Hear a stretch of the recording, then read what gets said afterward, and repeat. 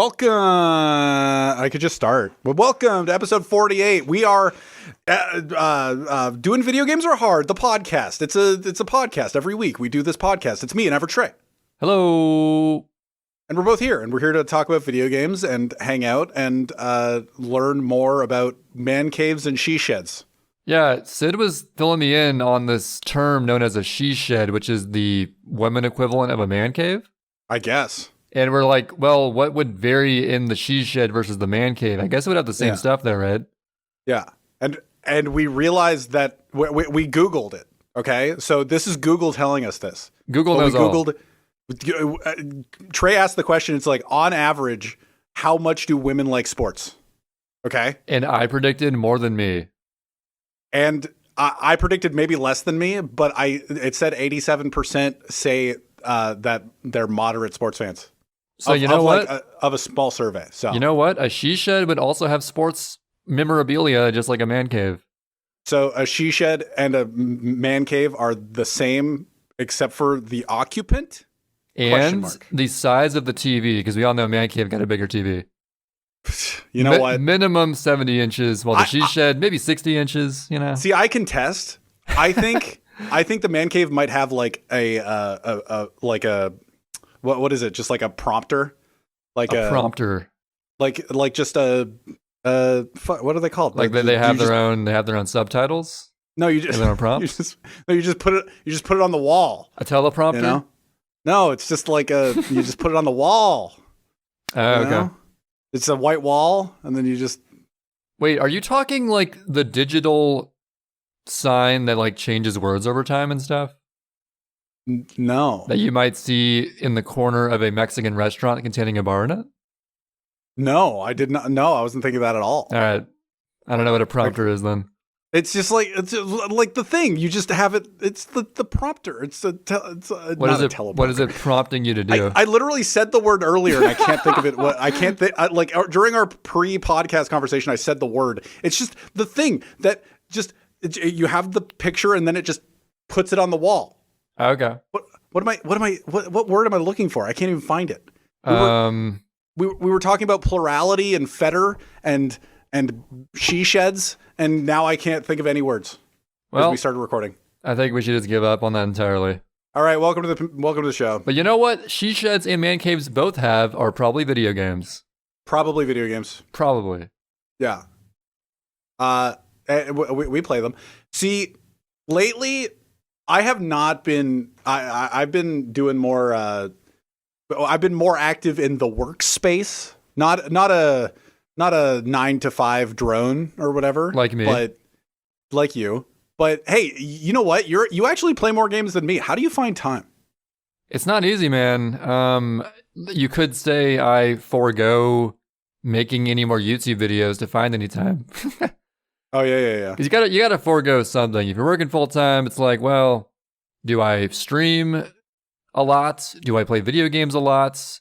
Or do I do just like a little bit of each? And right now I'm doing a little bit of each. So cool. But I guess you were kind of forced to not play video games for a few days.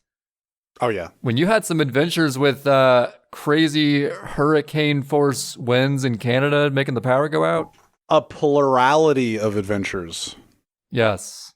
Just like we said before the podcast, and then we investigated what the fuck plurality meant. Pretty sure it's either like the voting thing or it's just the state of a word being plural. I just wanted to use it as multiple, you know? Yeah, but I don't think it's so simple. I think it might be. But anyway, yeah. So Ontario had a big storm. We had a very large storm up here, and it was like from Ottawa to like maybe Hamilton, which is a pretty wide swath. Not Hamilton. Not Hamilton. No.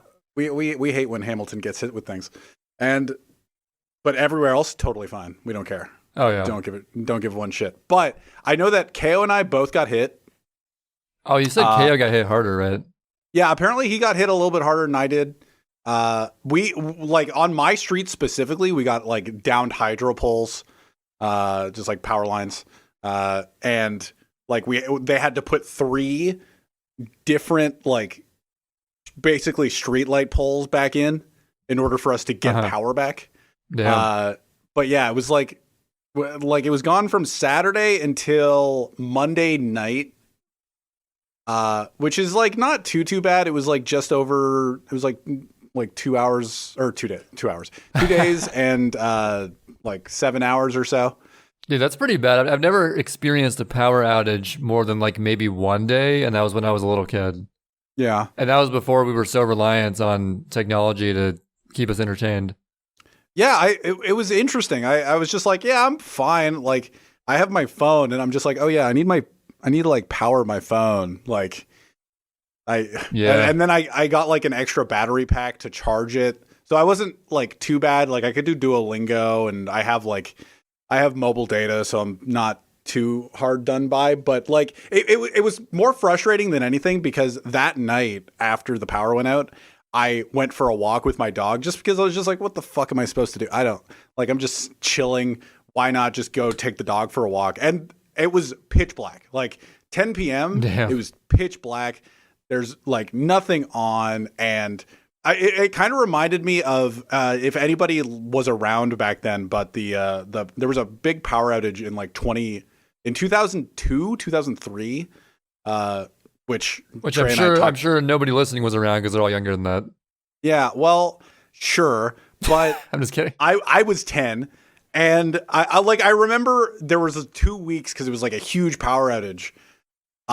And was it you that said something along the lines of like, well, that's before we like learned to not, or like before we could live without power, you know? Well, yeah, I remember as a kid, I didn't need electronics all the time, I don't think. Yeah. Like, I mean, usually I was watching cartoons or something, but I don't know, we could keep entertained with a jungle gym, whatever the fuck little kids did. Well, I just remember that it was a lot of the Eastern Seaboard, I think, was out, like from New York to Toronto. Mm-hmm. And I don't know, like, to the extent I definitely wrote an essay about it in school because it was just so long without power. It was during the summer. It was very dark. It was very scary. I was scared. That was the essay. Yeah, basically, yeah. I was 11, so that would track. Dude, speaking of which, I remember like back in, I think it was 5th grade, there was an assignment to write some fiction story. I don't even remember exactly what like the prompt was or like how open-ended it was. Sure. But at the time, I was like, oh my God, this is like the greatest work of fiction ever. This is insane. And I wish I could see there's no way I could ever, I think it was like only on the school database or whatever. Yeah. But I wish I could go back and read it and see how fucking terrible it was. But like, dude, 5th grade me was like, this is a fucking Mozart. Holy crap, this is insane. Dude, there's some assignments back then where I'm just like, oh, this was amazing. But if I looked at it now, I'm like, man, I'm a piece of garbage. If I saw it now, there'd probably be like the Microsoft Word red underline every 2 words, and like if it's like, dude, it's like, what is this sentence? Like, just like 3 sentences pasted together by like ands. It's just like, okay, well, great. But yeah, like that. So it like that night, or like that time back in 2002, just like everybody went out at night and looked up at the sky because it was like the first time in a while you could like see all the stars. Yeah, stuff. Yeah, so you could just see all the stars and stuff, probably.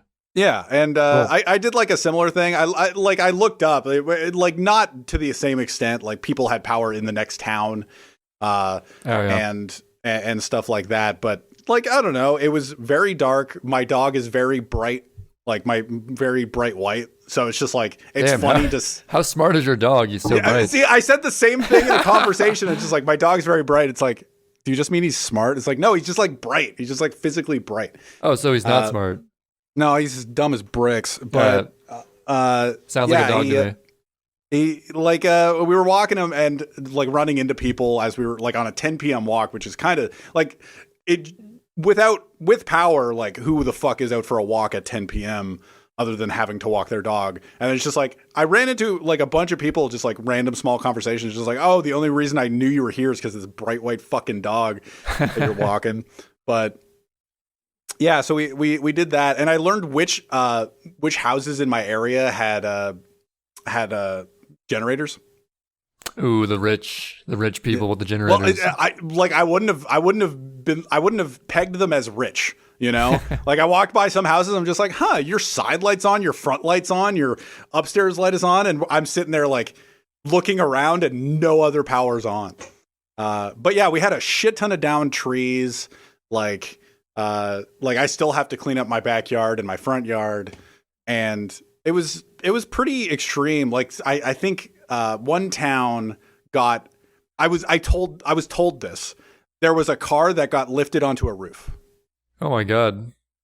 So I don't know if that's true or false. I have not. Was it just crazy wind, or like was it storming, or like I was literally outside when it happened. Yeah, it was pretty. The wind started like really fast. Like we were just kind of packing up stuff, and just it started taking things just randomly, just like wind. I'm like, oh, fuck. And just we had to continue packing up and try to like get out as fast as possible, and I got drenched. So we have this thing in my area lately where we don't have really long storms that really screw us up. It's not like 3-day long storms. It's just like, man, the torrential downpour. Oh, like really feeling that for weeks. We have this like trend of, man, those 15 minutes, they fucked us up, you know? Like, it's just like this really strong wind and this really strong storm for like 10 to 15 minutes. And then it stops. And then like later that day, there was sun. And we were just sitting there going like, man, that really like, we got fucked up like so hard. See, I feel like we're the opposite here. When it rains here, it's for a pretty long period of time, but it's usually not too major. Yeah. So well, like if the power goes out and stuff. Like if the like we have sure long rain, but it's just like fine. But then when it's a storm that screws us up, it's like, oh, well, but that was only 10 minutes and now it's back. And now like the sun's out. And it's just like, well, fuck you. You still screwed us up. I feel like whether that major is not sustainable for a long period of time, probably. No. But yeah, it's funny because so I went on that walk late at night, and then the next morning I went on the same walk, and I noticed that like pretty much everybody had power except for us. What? And I was like, because like we had downed power lines. Like we had specifically, we had trees. Oh, dude, in my specific neighborhood, there were trees. Trying to get home after the storm was a adventure, you know? And the trees are trying to get home? Yeah, the trees were trying to get home, and they uprooted themselves and fell onto the street. And then they're like, oh, I gotta go back to where I was. But yeah, trying to get home for us, it was like, God, just like every street was blocked by trees, and just trying to navigate all of it. And like we eventually found our way home, obviously. But did you feel like you were in an RPG where certain pathways are arbitrarily blocked out? Like you can't go that way. There's a magic wizard that way. You can't go there. You know what? My mind didn't go down that route. I was just I was connecting it to video games in a weird way.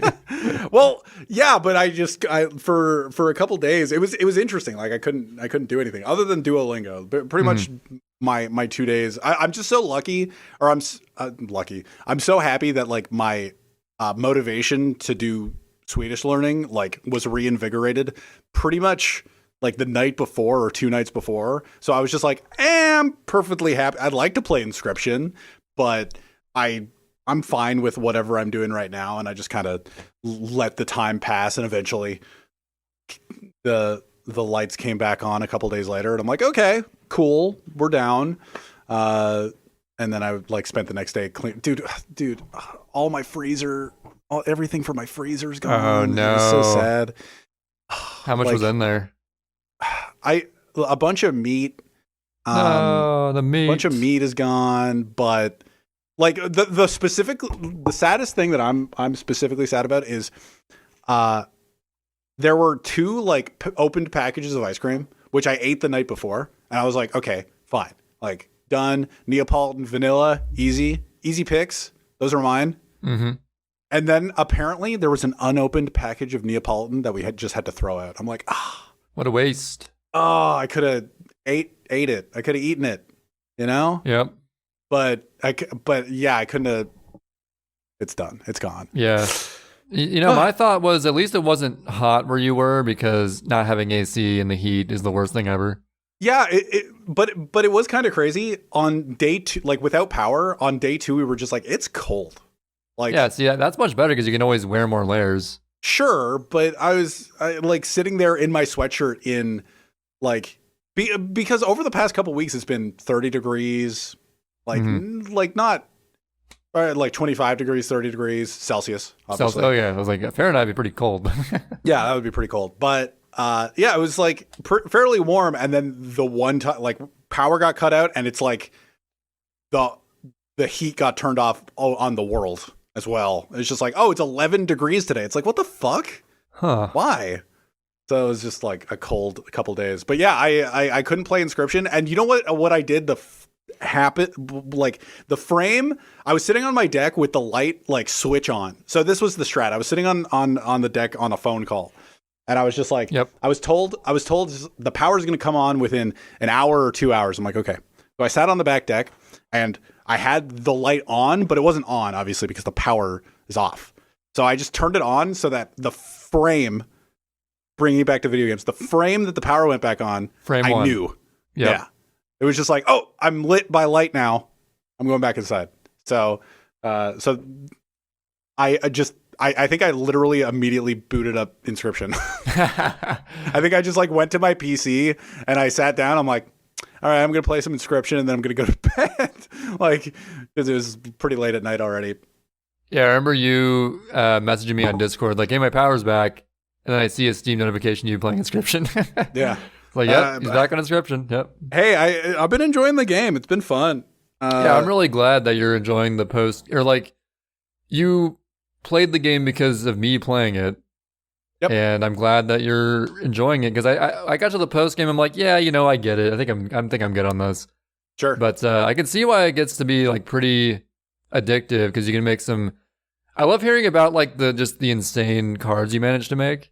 Yeah. And it's like, damn, how could you possibly lose with that? I did lose with one of them. There was like an amalgam, which is base power like 3 and 3, like 3 health, 3 power, and I made it. I think I like multiple with the mycologist.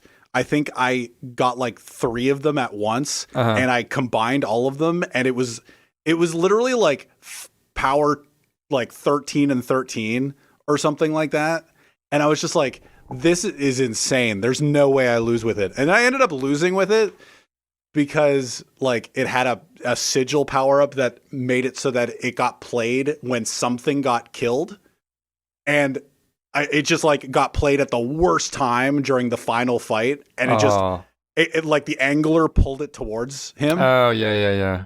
This is like final fight angler, so it's just like, oh well, now they have my really overpowered. Well, I'm fucked. Like, there's no way I can do anything about that.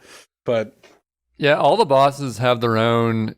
If you do the wrong thing at the wrong time, it can like totally screw you over. Yeah.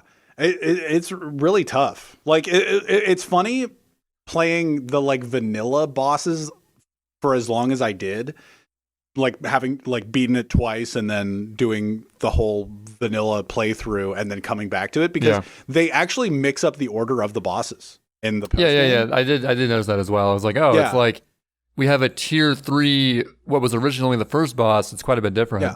It's like specific. If you get the trapper or if you get the trapper first as a boss, dude, that is the freest boss of all time, right? and I think I don't remember, but yeah, I can see it.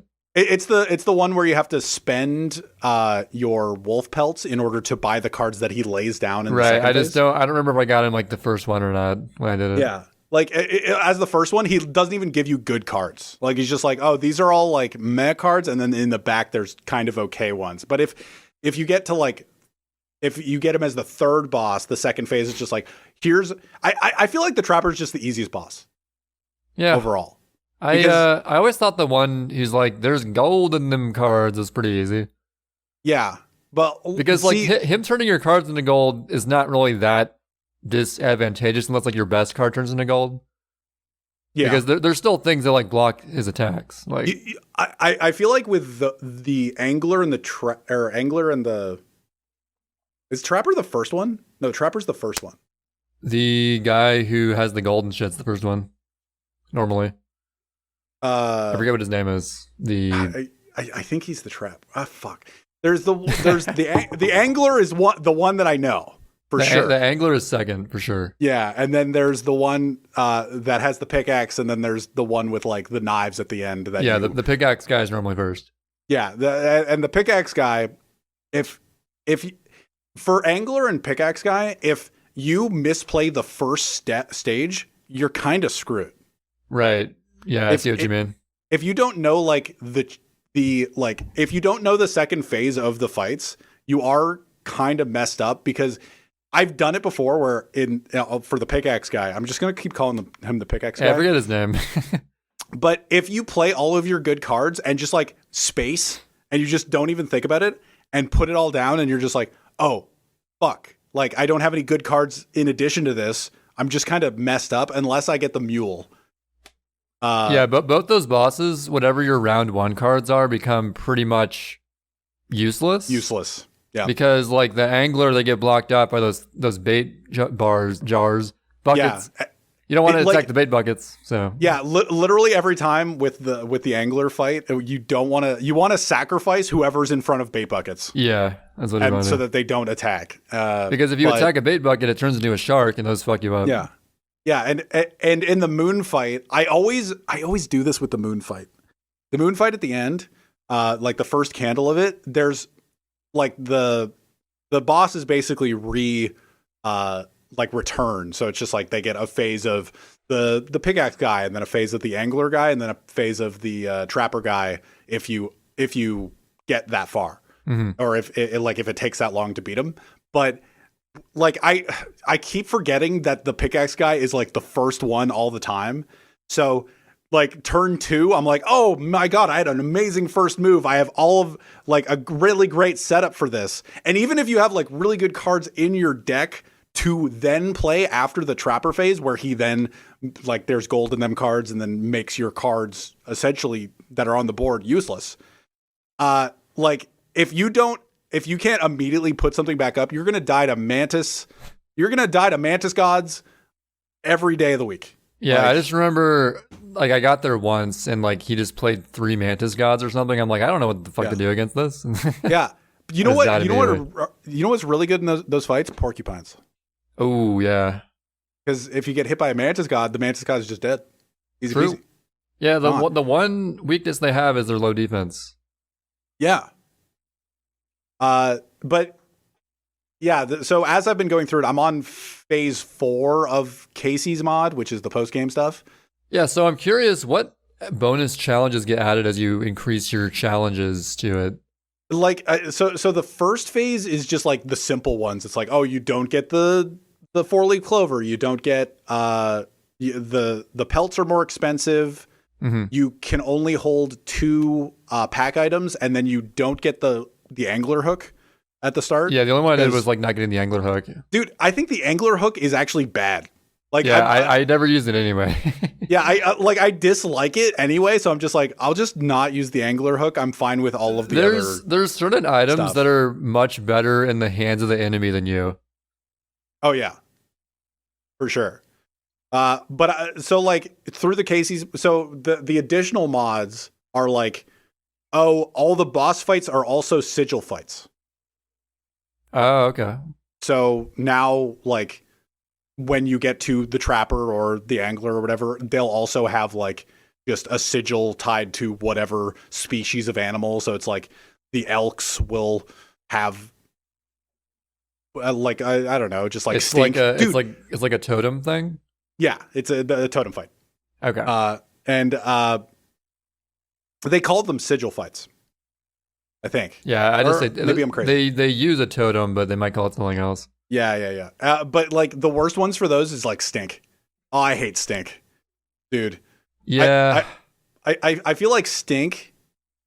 When I use stink, it's never like that great. But like when the enemy uses stink, I'm like, oh my God, I'm just I can't do anything. I'm stuck. Just lowering your attack by 1. Yeah. Well, like especially if you have just like a bunch of cards that are 1 power. Right. I feel like your playstyle is like get the super powerful card out though. But like sometimes early on you don't have the super powerful card yet. True. You know? You need to get the amalgam and then combine it with, dude, I had a river turtle that was like, the power was 3 and the health was 12. And I was like on its own, this is fine. And then I gave it a Mantis God sigil so that it essentially attacks 3 times. Just like the 2 diagonals and a straight forward. Yep. And dude, I basically soloed the moonfight with it. Like, I think it was in my initial hand, and it took me like a little bit to get it out, and I didn't put it down before like the pickaxe guy hit it. So after that, it was just free and clear. Down the road I went. And there you go. And it was just easy. But so the other sigil edition, so it's just like, so the boss fights are also totem fights. And then there's the one that I got after that was you start every fight with 1 tooth against you, or 1 tooth on the scale against you, which makes things really hard. Like, yeah, that's actually a pretty big disadvantage. Just 1 tooth. And like you need to, in order to start the next phase, you need to like activate enough challenges that enough points are used. So it's like, I think I'm on the phase where I need 40 or so activated. Damn. So I need like, and 1 tooth on my scale is 20 points. And then it's, I think every boss fight is a totem fight is like 15. So I need like even something in addition to those. And then the most recent one I got was every actual fight. I don't think it applies to boss fight, but like every normal fight on your way to boss fights are also totem fights. Doesn't sound too bad. So it's just like every single fight is a totem fight except for a boss fight, which I haven't really experimented much with. I just thought it was kind of lame every time, just like entering it's just like, what the fuck kind of sigil are you gonna have? And then just maybe I tend to avoid the sigil ones more often. So I'm like, oh, they're not too bad. Maybe they are. If they were all that, it's pretty rough. But yeah, the post game is really interesting because it just kind of removes all of your overpoweredness of the initial vanilla playthrough. Yeah. There are some bonus collectibles though that I got through the oil painting, where like the oil painting where you have to put specific cards in specific locations on your board in order to unlock it. Right. Where it's just like, oh, you need a porcupine on the bottom left and just a wolf on the bottom right. And it's just like, okay, well, at some point, if you ever put those cards there, the painting will open, or like the painting will change, I guess, and then you'll get another essentially like pack item out of it, which is really cool. And you get 3 additional ones to what you got in the vanilla playthrough, and then that's cool because you get like a magnifying glass that you can just use to just grab any card. It's like your deck. What's that one bird card called? God, I can't remember. It's like that. Yeah, it's the sigil that it uses. Yeah. So it's just basically the physical form of it, and then just like the PO3 fights in the 18-bit section, where like it rotates, your board rotates. Mm-hmm. There's another trinket that looks kind of like an alarm clock that rotates the board counter or clockwise once, like 1 square. So if they have like an enemy that you think is super powerful or you want on the very left or very right side of, like, from your perspective on the right side of the board, you can actually just take it. Oh, that's cool. Because it just rotates everything 1. And like I did it for a trapper phase, or like the there's gold in them cards phase with the pickaxe guy. And I made it so that he had a gold nugget on his side and I took his good card. Oh, nice. And I was just like, oh, okay, that's cool. Yeah, it sounds like there's all kinds of stuff you can do in the post game. It's not even possible in the vanilla playthrough. Yeah, but they also take away your like overpoweredness as well. So right. You have none of your death cards. Yeah, you actually got to like be skillful now. Yeah, you don't have any of your OP death cards or anything like that. Just initially, it's like, oh, I found my honey card, which is 7 power, 7 health, and then is just 1 sacrifice. Yeah, exactly. It's just.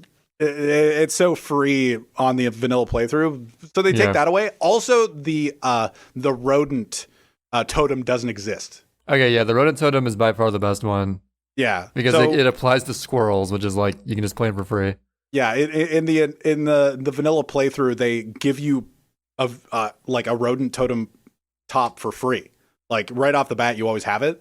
So it's just like, oh, you can make the squirrels, if they get hit, they do 1 damage to your opponent, which is great.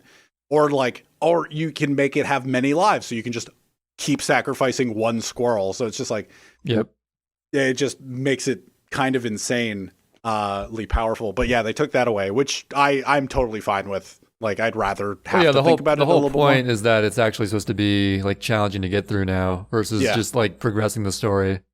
It definitely is. Like, it took me, I think, like 40. Like, I've been playing the post game for about over 30 hours now, I think, and I've only beaten it 3 times because I'm on step 4. Mm-hmm. So like, think of it that way. Also, you just get really unlucky sometimes. You enter a fight and just like, with the cards that I started, like with my initial hand, there's no way I could have won this whatsoever. And that feels kind of shitty sometimes, but then you can also be like, oh, well, I built my deck wrong or something to that extent. Like, you can also bring it, like, you can have my speedrunner mentality, bring that out a little bit and be like, oh, well, obviously I fucked up something, and like bring it to your own blame and like blame yourself for it instead of be like, well, this game's shit, gross game. Bleh. But yeah. Well, yeah, I mean, what would be the game's fault in this game other than just like some luck based? Is there any luck really? Well, there's a shit ton of luck. Like the random positions on the map where it's just like, oh, random card, like, or like random species. Oh, actually, there is another thing that isn't in vanilla where there's the green jar of ooze. Yep. Did you see this in your like 1 playthrough of Casey's mod? The painting thing. Yeah, he can. You can have him attempt to duplicate a card that you have in your deck. Yep. And sometimes it's like really close, and sometimes he like buffs it a little bit, which is cool. Yeah, the one time he did it for me, I used a card that was like screwing me over because it was like so terrible. Yeah. And I was like, I'll just see what he does with it. And then it made a copy of it, just an even worse version of it. And like, not that it even mattered, because like it wasn't even the attack or defense that made it bad. It was the effects it had was like this the worst things ever. Yeah. I just had no shot with it. But sometimes like, so he paints, you can have him paint any card. And he'll be like, I'll see what I can do. And it can be like a 3 sigil card. It can be like a really strong card or whatever. And sometimes he just literally changes the sigil. Like, wow. And like the changing of the sigils is sometimes really interesting, where I think one time it changed, it changed something to a beehive. And I was just like, oh no, I really like this card. I would rather it stay whatever it was. And then when it was a beehive, it was just better. And I'm like, oh, okay, I'll just keep this then. Oh yeah, beehive is like one of the top best things in my opinion. Yeah, beehive is dope. But I didn't think, I was just, in the moment I was looking at it, I'm like, no, I'd rather have the other thing. And then like, I think the next fight, I was like, oh, actually it's really fucking good. Yeah. But yeah, that's a really cool mechanic that they've added. The other additional item that they have is the painter's brush. So one of the like 4 bosses in the 18-bit version, like they have basically a shout out to each. You mean one 16-bit, right? You're saying 18-bit? Oh, I'm saying 18-bit. Yeah, I know what you mean. 2 extra bits. Why not? But yeah, they have the 3 additional items are just basically references to the other 3 bosses in the game, other than Leshy. Who you face the whole time. But so it's like the looking glass, which is the stink bug at the start. That's the only way I like think of them. They're the stink bug. And PO3 is the rotation one, and then there's the painter, which his I think it's a him. His like pack item makes it so that you remove every sigil from your opposing team. So like not from what's coming up, because it doesn't affect that, but like if there's a line of Mantis gods or something, they are just a 1 power 1 health card. That can be really good. Yeah. So I've used that in like some situations where I'm just like, okay, so if I let this go through, I'm kind of boned. I'll just make it so that he's a 1 power, 1 health guy, and then they have like a mole man, and then it kind of nullifies moles and mole men as well, which is cool. So you can just kind of keep them there. They don't do any damage, and they're blocking whatever's coming in.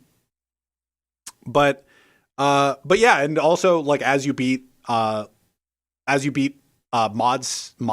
stages or like whatever phases of this challenge levels. There are new cards that are being unlocked that I've never seen before, like even in post game or not in post game, in like the 16-bit area. Like I've never seen some of these cards, but they're also bringing some sigils back that I forgot about, where it's just like in the PO3 fights, there was one card that had a sigil that is just like, oh, if they take damage at all, it'll like no matter how much damage it takes, it'll just nullify this sigil so that and then it just basically has a shield for one turn, and it actually just brought that sigil back, and I totally forgot it existed, and it gave me like there's another sigil that now exists. It's just like, oh, there's an egg sigil where it's just like if you put this cuckoo I don't know, is it Zelda? Yeah, I guess. Just like if you put this card down, it'll put an egg in front of it, and so that nothing can be played there. Like in front of this, like 1 power, 1 health card, but it just like it like drops an egg on your opponent's side. On the opponent's side, yeah. Okay, I was like, how is that going to help you not being able to play there? But it was funny though, because one time I played it and it was just like, oh, I guess the egg didn't shatter, because usually the egg, like it's just a broken egg in that spot and nothing can be played there. But it was just like, oh, the egg didn't shatter, and it was just a raven egg, and I'm like, oh, that sucks. That sucks real bad. So it's just a raven egg got played on the other side of the board. Oh, so it can have a negative effect too? Yeah, I guess so. Huh. But like, I don't know. There's just it feels like each time you beat something, I'm excited to beat it, because it's just like, oh, what cards do I unlock? What challenge is going to happen? I wasn't aware there was so much post game content. I kind of assumed, okay, it's going to be the same thing over and over again, just with like slightly harder each time. Yeah. But they're adding a lot of stuff. I didn't realize they would do that. And it's a really, like, talking about video games are hard. It's a hard game. Like, oh yeah, it's getting increasingly difficult, especially with some of these challenge options. It's just like one tooth on your side. I'm just like, I'm starting with 4 health essentially. Like if I don't play anything immediately and they have 2 coyotes, I'm just done. Yeah. And like it took me so long to beat the first phase that I was just like, man, am I just like terrible? But I'm getting like the hang of it more, and it's not like the same sigils every time, which is cool. Like I feel like every sigil is useful to some extent. Maybe not dam.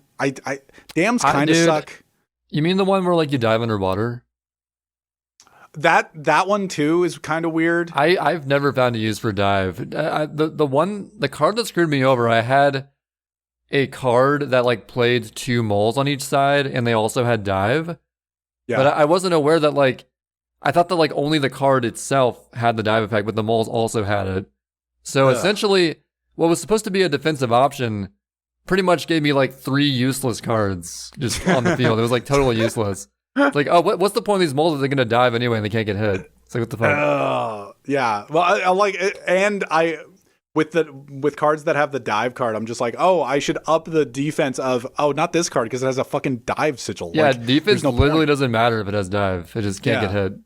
Like it can't get hit, but they like, as long as they're across from it, they always direct attack you. Like, so it's not very good. Flying is still useful because it does attack them directly, but it also blocks whatever's in front of them. But like dive is like, you can attack whatever's in front of you and then hide. So see, it's dive is one of those things where it's like decent if the opponent has it, but it sucks if you have it. Yeah, it's another one of those where it's just like, oh, I'm screwed. Like I can't do anything because I can't hit this shark. Like not being able to hit a shark sucks. But if it's just on your stoat or whatever, dude, I'm so glad. They also in this mod, or in the post game, you have the option of using different starter cards. Oh yeah. Dude, fuck the Stoat. I'm so glad I don't have to use the Stoat anymore. I feel like Stoat's a pretty decent starter card though, because it's only one sacrifice and it has 3 defense, right? No, it has 2. Oh, I thought it had 3. Wow. It's 1 and 2, and it's What just am I like thinking of? I don't like it. I whenever I play it, I'm just like it's because I have to, and it felt like every time I saw the Stoat without the PO3 like thing, I felt like it was just kind of whatever. I felt like any one sacrifice card's pretty good just because of the low cost. Yeah, that's how you kind of go through it, where you get to like one of those stages where it's just you pick the sacrifice in order to like get a card where like you flip up each thing. It's like, oh, you can get a card that is 1 sacrifice or 3 sacrifice or bone. And I'm just like, I'm constantly going between one or bone. Unless I'm like, I was a heavy bone play style player. I like bones, but sometimes I just never have bones. Yeah, you just gotta have ways of getting them. I just gotta get my bones. Have ways of acquiring more bones because the bones are the money. But yeah, there's the bones are the money. But yeah, there's 12 additional like layers in post game. There's 12 levels, so I'm on level 4. That's cool.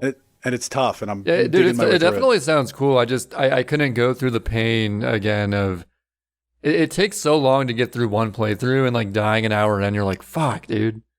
I just wasted all that time. It's been nice, just like not like in the background, but like I don't know, just having like playing Inscryption kind of without thinking about it, or however much you want to think about it, and then having something on in the background. It's just been the most. It's just been very relaxing after that long days. That does sound super chill. I think I was doing it wrong, not having any background thing as well. Yeah. I can't imagine playing this game still without like anything else. I think I was playing it just the game because I wanted to be immersed in the game still. Because you do feel like you're really at the table and stuff. You're like, oh man, I'm really playing these cards. This is cool. Yeah, but once you're on your like 50th hour of the game, you're just kind of sitting there going like, yeah, it's the same. Like you're skipping through all the text. I think that I got new text at some point during one of the phases, and I would never know because I just skip it like all the time. Yeah, it's like the campers are around the fire. Do you want to? Oh, I have one more question about Inscryption before we move on. Go. Have you? So you know, like the upgrading the attack at the campfire thing. Yeah. I have never upgraded it too far for something bad to happen. Can that happen? Yes. So what happens?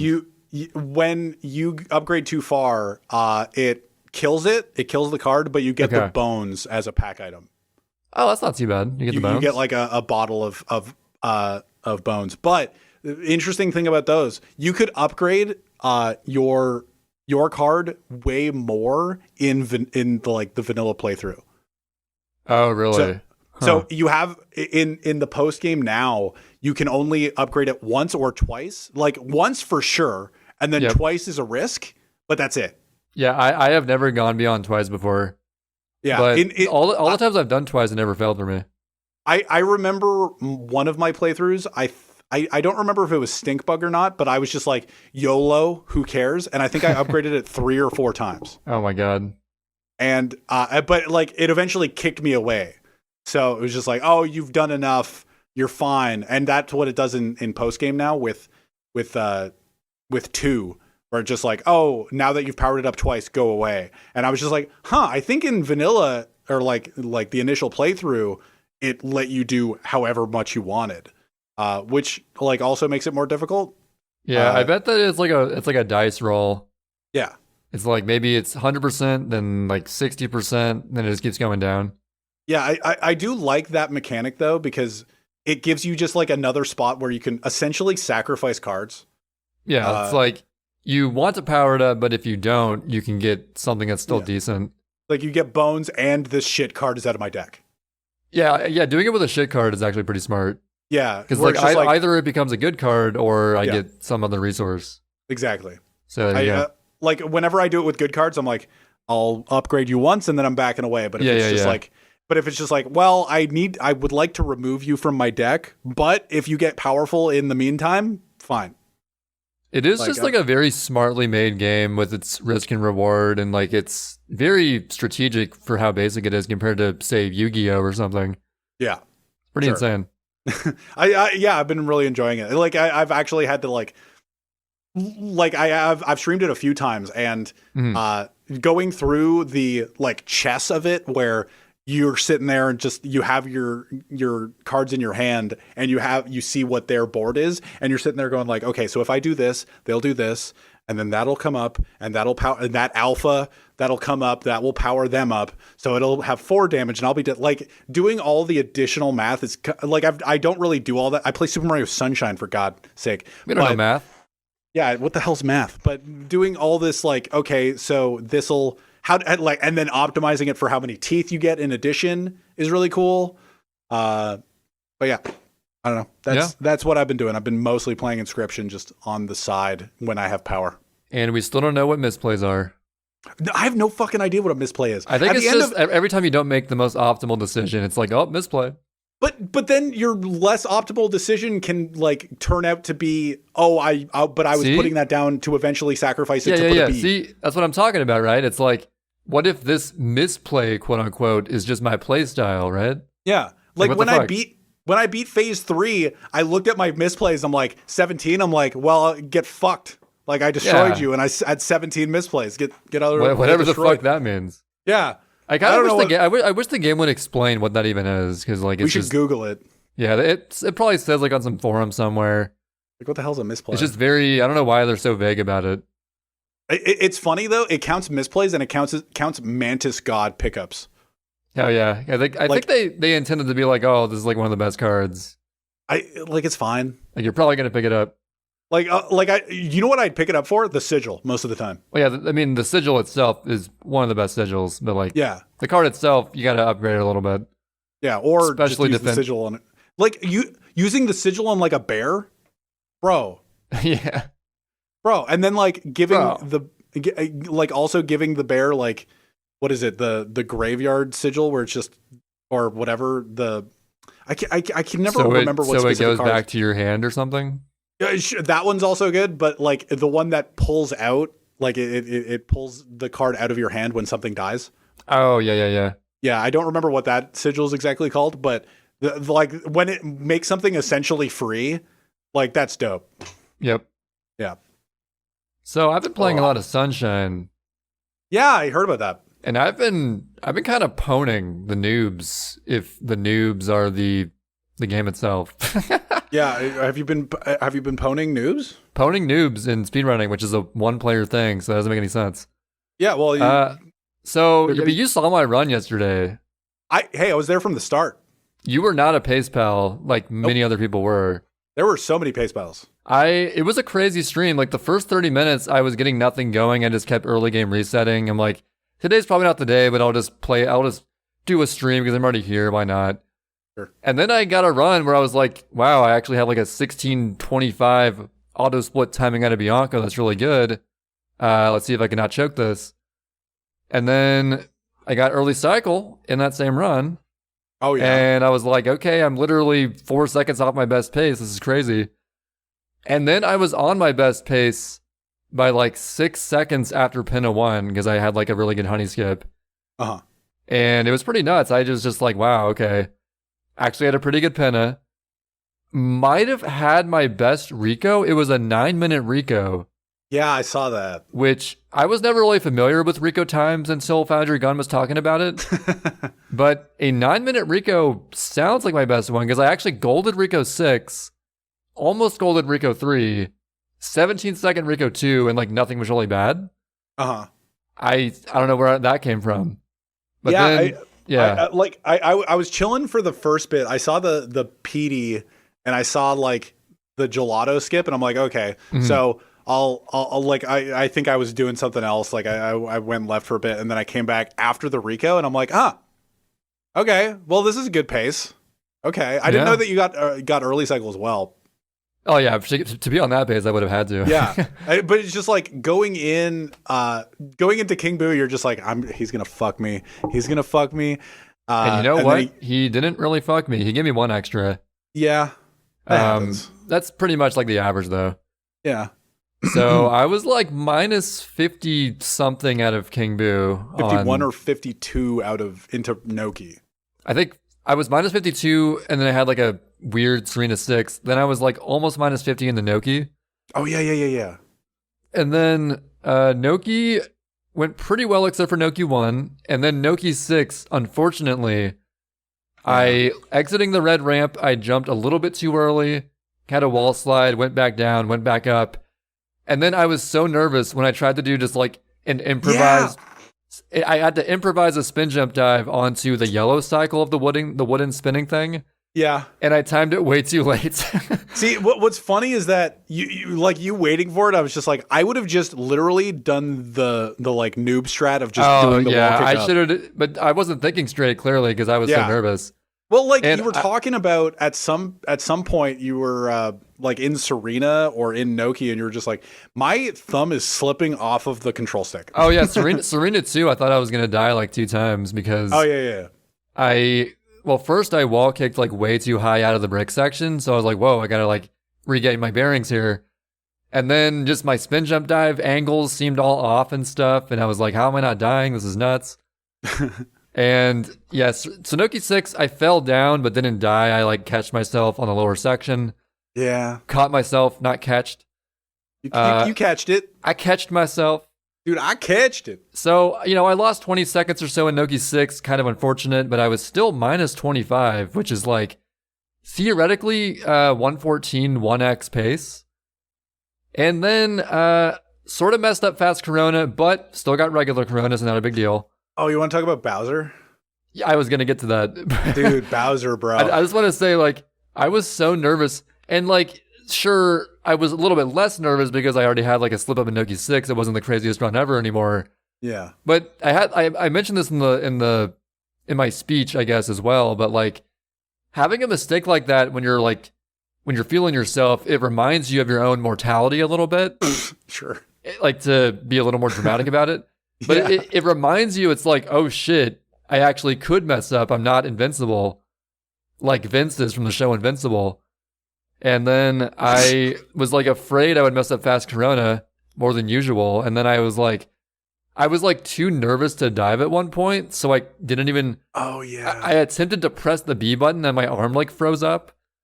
So I'm like, let's just go regular. So yeah, whatever. I got regular Corona. Then I get to Bowser.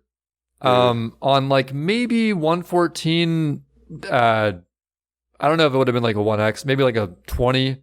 It was probably going to be a low 2. Yeah, maybe like a 420, which would have been kind of hype. Yeah. And then Bowser proceeds to give me the worst luck I've ever seen in my entire life because Dude, I got gooped. Okay, I got gooped 3 times, which is like unheard of. And one of them, I was like already way up in the air. 2 of them. 2 of them?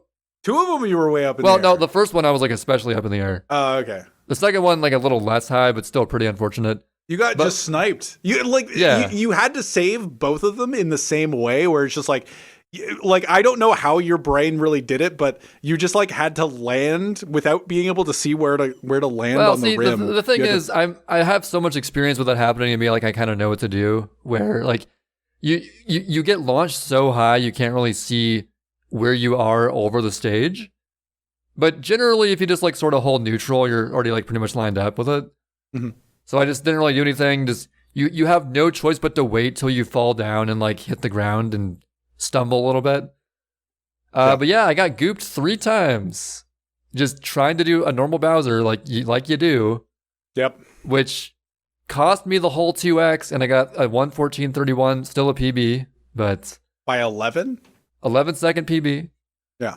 But yeah, all I can say is it really shows my potential. That being said, though, it's really hard to get runs of that pace, like where you just get like the good PD early cycle, not choking Penna, really good Rico.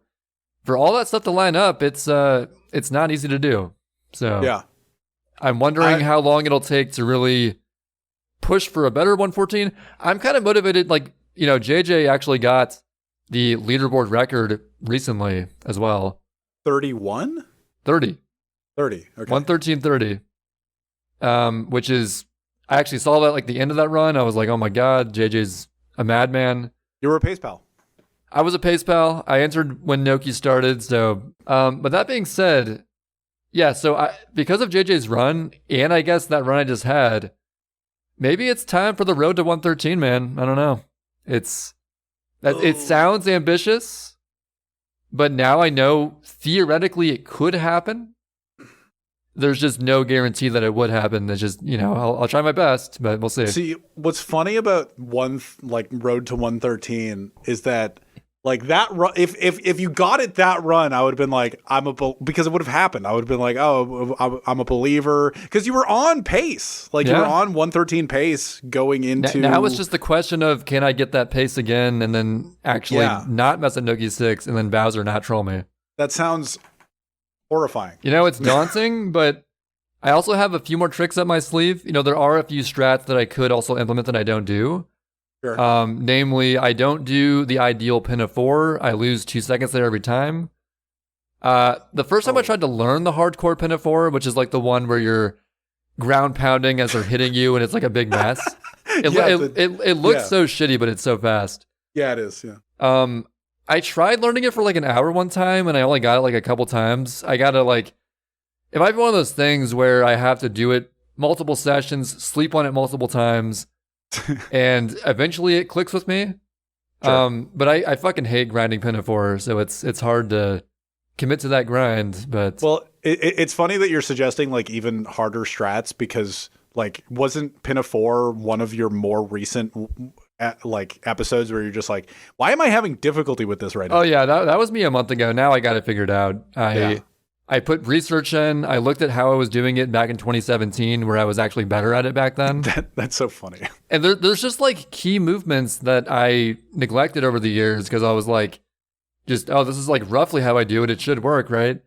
But no, there were like little subtle, like I should walk further into the furthest away turtle than I was doing. I should like stand here rather than here to lure this guy in.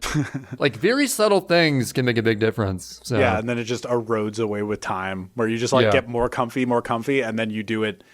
You get so comfortable that you're like 10 feet away by the end, and you're just like, wait, how? Like you go 2 feet to the right again, and you're just like, wait, it's still not working. What the hell's going wrong? You're just like, oh wait, I was all the way over here.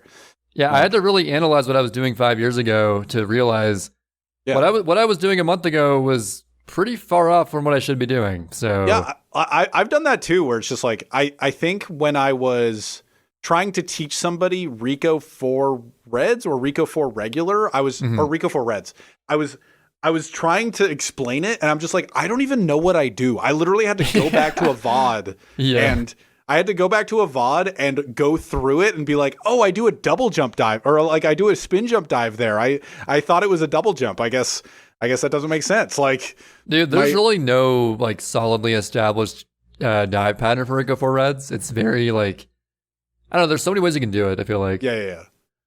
But I was just trying to remember how I did it, and I was just like, oh wait. Yeah. I couldn't, like, going through it, I probably wouldn't know how to explain what I do, because I'm just like, I have to just play it. Like, some levels you just have to play. Also, one more thing with my run, and you can I listened back to it to see if you could even notice it. If you really, really pay attention, you can faintly hear what happens, but something that happened to me, it was like halfway through my Pianta 6. My CRT literally popped. It made this loud popping noise. Okay. And while it popped, my screen got super dim and then faded back to regular lighting like a second later. Okay. And only I saw it. It didn't show up in the recording. Only like my TV did it. Yeah. But if you listen back to the VOD, at a certain point, I think like after the fourth lady or something, you can faintly hear like a slight popping noise if you really pay attention to it. And I was like, oh God, that scared me. What the heck? Like it was loud for me, but like the mic barely picked it up. So did like it affect gameplay at all, or no? I had like a slightly sloppy ending, I think, but I still had like a 211, so it wasn't a big deal. Sure. It was just mid Pianta 6. I was like, is my CRT dying? What the fuck's going on? I mean, and again, I think I'm like the last person in the world to use a CRT right now. Everyone's moving on to monitors and stuff. Yeah, I think I played on CRT for like a day. And that's the thing is that I used to play on monitor. I just switched to CRT for convenience of capture card purposes. Yeah. It's not even for like I got to use CRT. I'm a snob. Like I couldn't care less. I think monitor's fine, but it's just like because I'm like now I have a system where it's like the SD capture card for CRT, HD for my Switch and everything else. Just the system I got going. So yeah, no, it's good.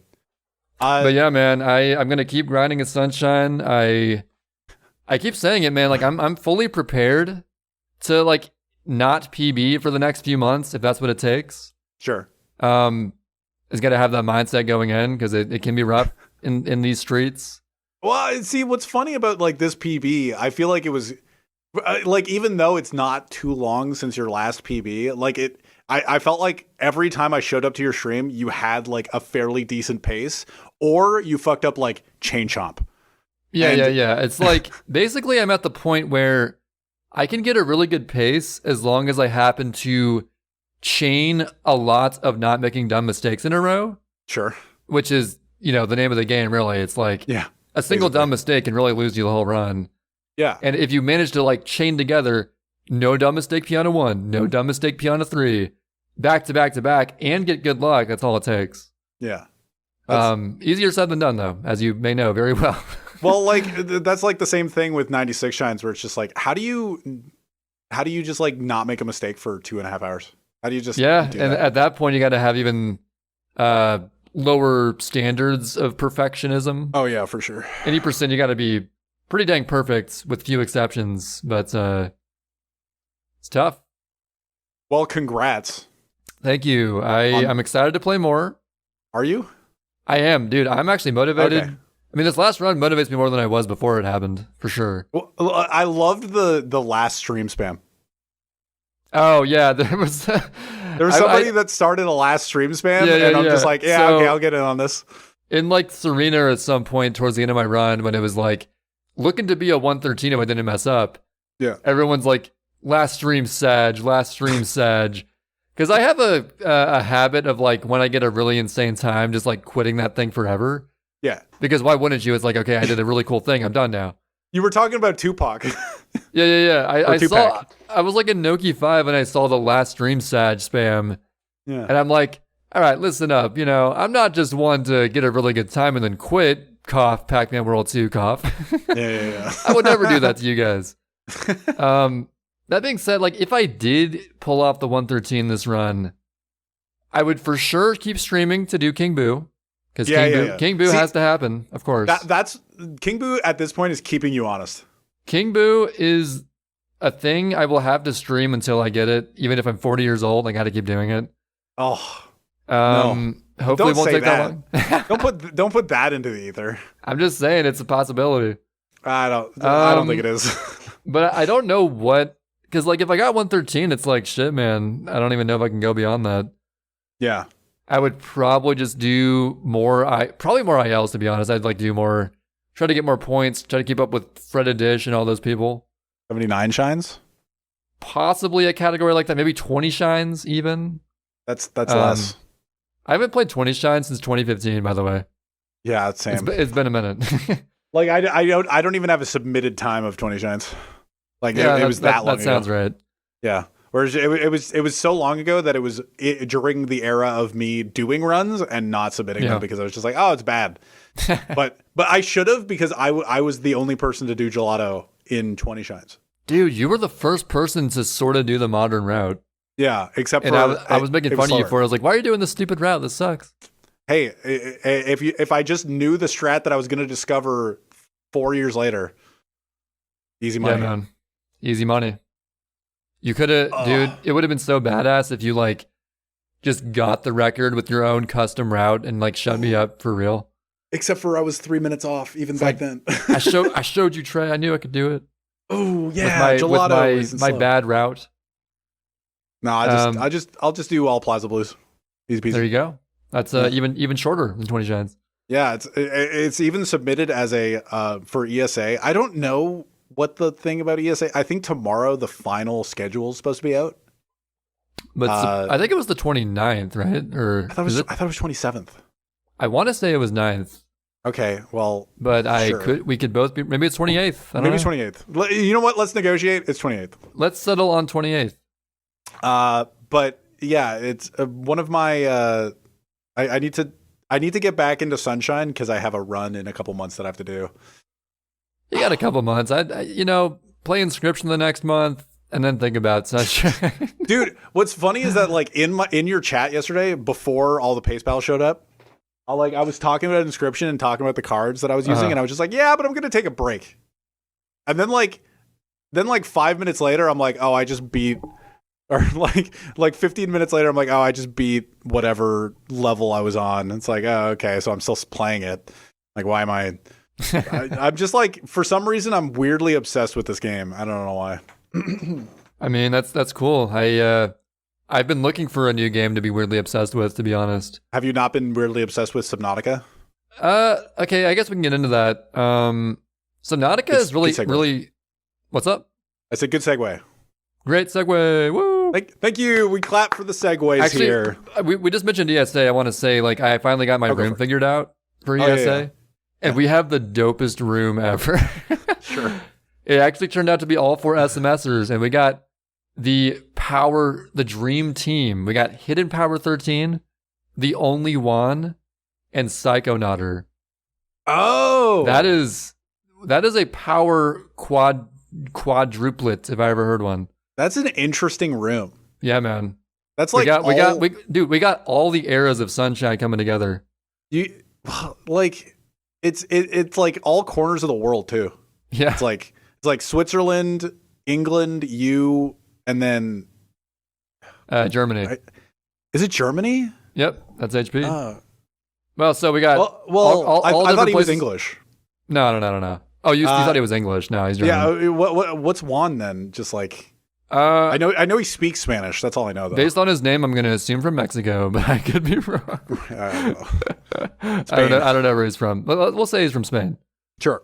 All corners of the world, SMSers coming together for ESA. That's hype.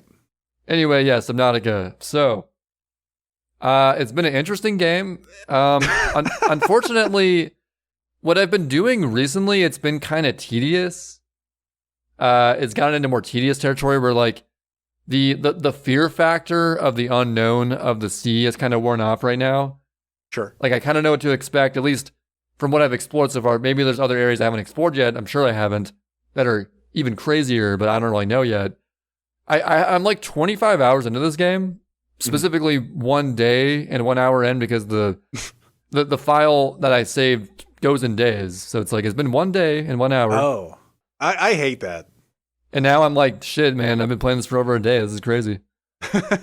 I feel like I still do not know what my ultimate goal is. Like, legit, I don't know what I'm doing. Sure. I'm crafting stuff. I'm improving submarines. I'm just finding random pieces of technology to scan so I get the blueprints for them so I can make them myself. Uh-huh. But I don't know what I'm trying to do at all. Like, I don't know. Am I escaping? Am I defeating something? No fucking idea. I'm just totally lost. That's so funny. That's so funny because I know the ending of that game. Oh, you do? Okay, don't spoil it. I'm not going to spoil it. I have no fucking idea what I'm trying to do in this game. But sure. What I'm doing now is it took me forever, like multiple hours to complete the blueprint for the Cyclops submarine. Uh-huh. There's this, so the base submarine you actually managed to get is like a pretty small, you can just like barely fit your own body in there. And it's very maneuverable. You can like go wherever, like you can upgrade it to go like 900 meters deep, and it's pretty efficient and stuff. And then there's a second submarine you can get the blueprints for called the Cyclops, and it's intended to be a 3-person ship, and it's like an enormous thing that you can like barely maneuver and stuff if you wanted to use it. It took me like many hours to actually find and scan all the things I had to get to make the blueprints for them. And I was just like looking around, searching for hours and hours, like, okay, I got to find 3 of each of these kinds of things to complete these blueprints so I can actually make this thing. And I was like, I know they're around here, but I'm just going to search and search and search. And it was pretty tedious, but I eventually got them like literally a few hours ago. Yeah. And then I made the Cyclops. Or no, I tried to make it at first, and it's like, needs to be in deeper water to make it. And I was like, oh, how big is this thing? What the fuck? So I went to even deeper water, and I make it. It's like this fucking gargantuan thing. I'm like, how the fuck am I going to move this anywhere? This thing is huge.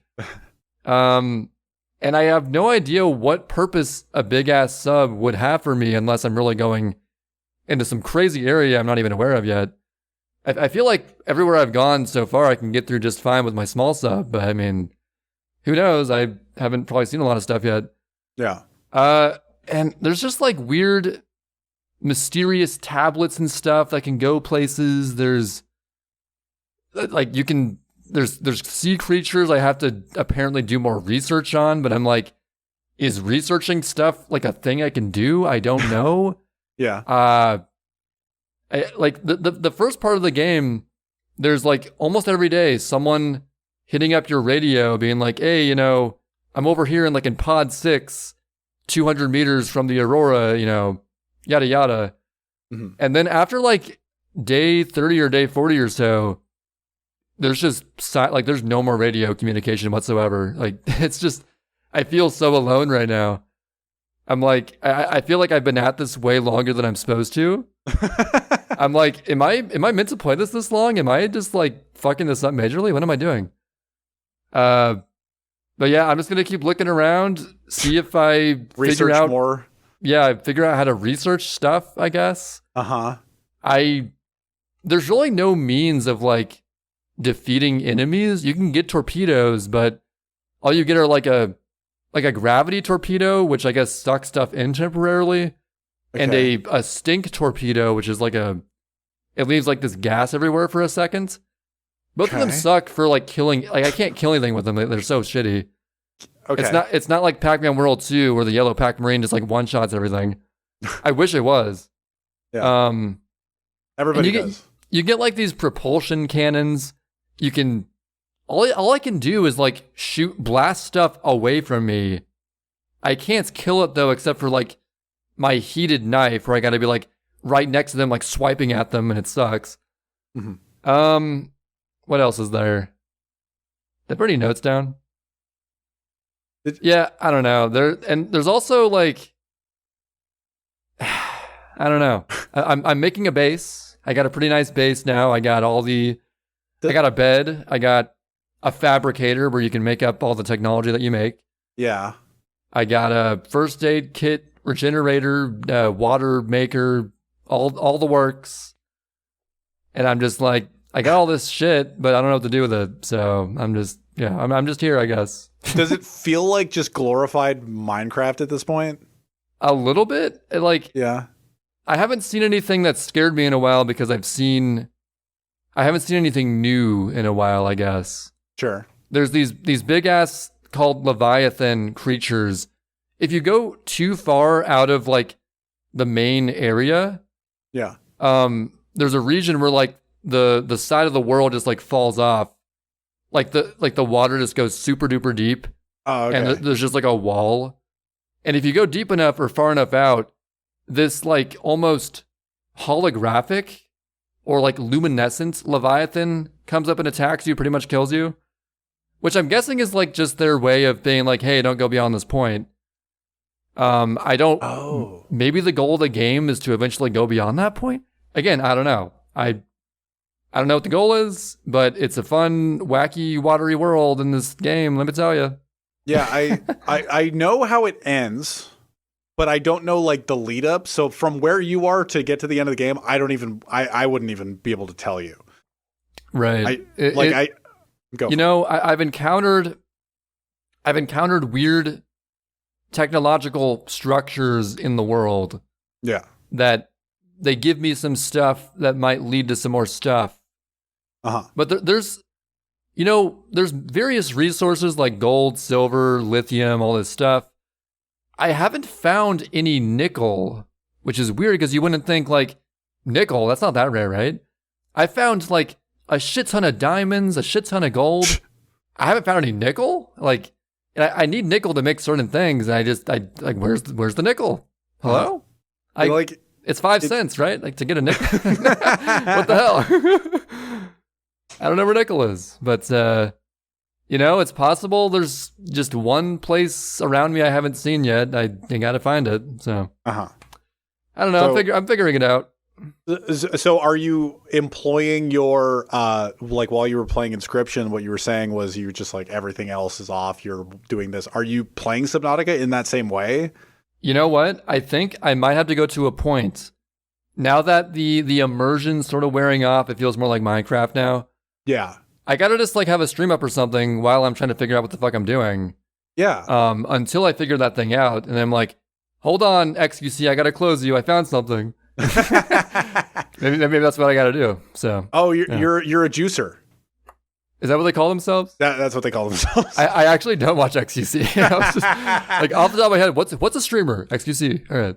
XQC is the streamer. I think that's what I gotta do because I've been getting, I hate to say it, the B word, bored. Oh no! I know, but it's not the game's fault. It's my own stupidity fault. I can't.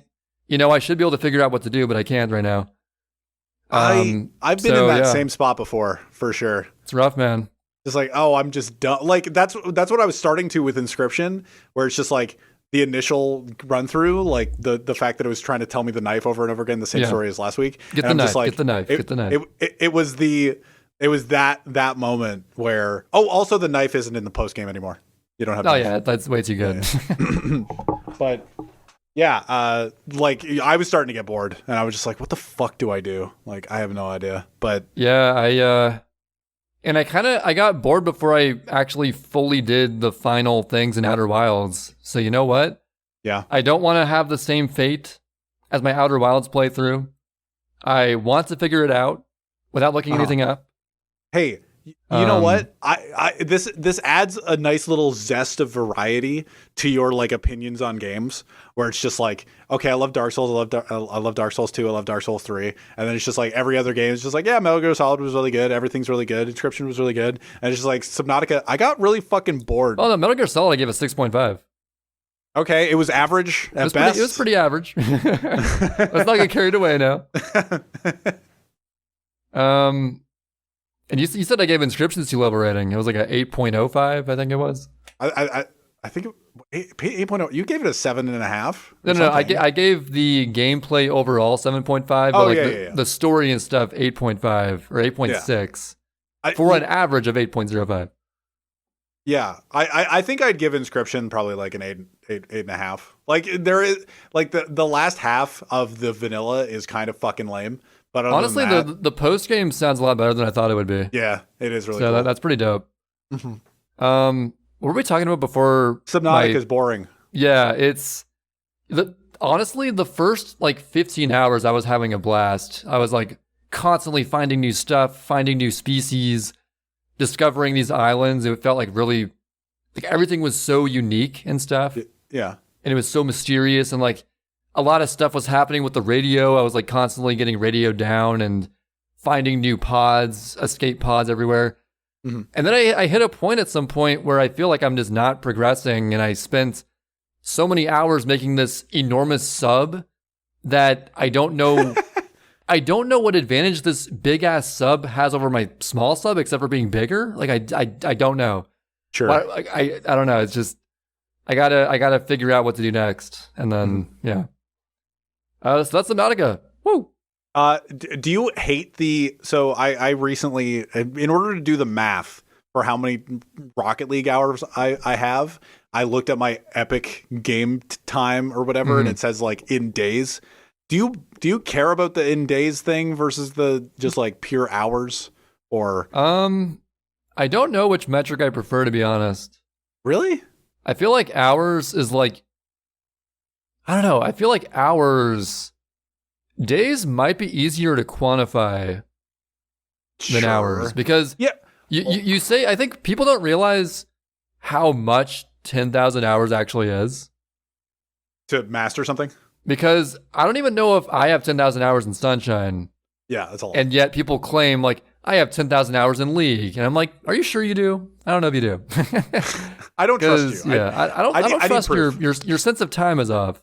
Yeah. But I feel like in days, it's easier to be like, oh, I probably played this many days total and stuff. I don't know.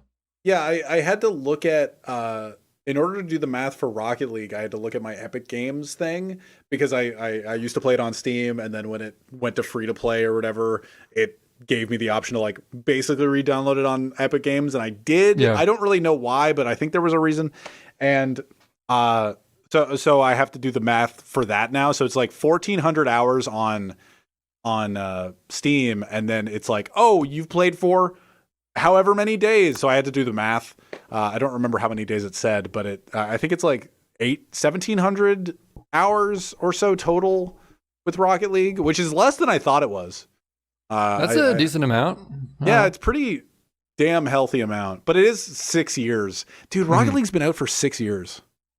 I thought it'd be longer, to be honest. Really? Wasn't it out like in 2015? 16. I thought it was 16. Maybe. Well, I know that Discord came out in 15, but we didn't get it until 16. We had it in 15, actually. Did we have it in 15? The first Good People server was 2015. Oh. The one that had like Black Yoshi and everyone in it. Yeah. We were pretty early in Discord. Yeah, but like in 2015, we didn't really take it seriously till 2016 though. No. In 2015, we're like, yeah, we're still going to mainly use Skype, but I guess this Discord thing exists. It is crazy. Like I was talking to friends lately. So for my passport, I had to like get references and stuff. And I was talking to my my old buddies. It's just like, oh, who's not a family member that I can talk to that have known me for so long. I'm like, oh, okay, my old buddies from high school. And like we talked to them for a bit, and they were telling me just like, oh, you should get WhatsApp. And I'm like, what the fuck is WhatsApp? Oh, I feel like every normie on the planet has WhatsApp, but I don't have it. Yeah. And I'm just sitting there going like, oh, what's that? It's like, oh yeah, it uses your mobile phone number and stuff. And I'm just like, do you guys have Discord? Like, I did have them download it once. I think I've said this on the podcast before, but so my normier friends, they do play games. Like we used to play Brawl back in the day and things like that. But like we tried to make this group with just the three of us, like my two buddies and me, like in Discord. Mm-hmm. And they downloaded Discord specifically for this. We joined a group. One of them tried to get us to play like a $40 Predator game that was for like the PS4. Huh. And it looked like dog shit. And like, I just remember my buddy Seb just like suggesting it. And I was just like, oh, okay, maybe like a game that's $40 that is based on like a fairly popular property. Is it? So it's like a licensed game? Yeah. And like we looked at it and we're just like, this looks like terrible. Like this looks so bad. And then the group just kind of like died. And I think this was like 2 years. I think this was literally like 2 years ago. Yeah. And like I was talking to them like this past month, and we were talking, and they were just like, get WhatsApp so we can talk and stuff, and it's better. Wait, what's wrong with Discord? I'm just like, what happened to Discord? And then Sebastian was just like, oh, I didn't even know it was like a desktop app. I thought it was just on your phone. I'm just like, bro, it got sold for $10 billion, man. Like Wait, I've heard of WhatsApp hold before. On. I didn't know that WhatsApp was on desktop. What? No, I'm talking about Discord. Yeah, so is WhatsApp on desktop? So his argument for using Discord was it didn't have desktop? Yeah. But he has WhatsApp, which doesn't have desktop. He thought that, I don't know, bro. I don't know. They were talking to me about this. Isn't mobile all he needs? What is his argument? Yeah, I genuinely don't know. But apparently it was weird. More interesting to him because Discord was a desktop app. But yeah, I don't know. I don't see anything like every interaction that I have that is like, it's funny to have it sectioned off this way because I don't really have any. The only time that I had normie friends on my desktop or on Discord was that like that week period where we tried to do something, and I was just like, I didn't even poo-poo the game. I like looked at the game and I said nothing. I didn't go like, man, this game looks like horseshit. I didn't say any of that.